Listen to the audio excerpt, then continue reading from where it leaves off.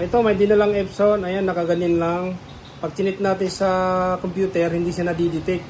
Wala yung model ng printer nyo. Ganito yung lalabas dyan. Ayan o, wala. Walang driver. Kahit mag-install kayo ng driver, hindi nag-install kasi hindi siya nadidetect. Kaya ang gagawin, pag-program na lang natin.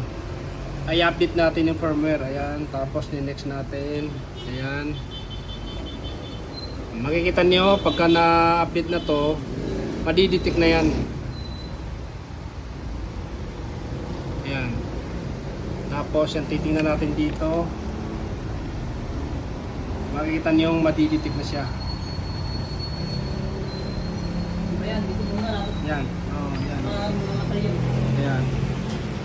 Yan, i-restart natin. Ayan. Kita nyo, ayan.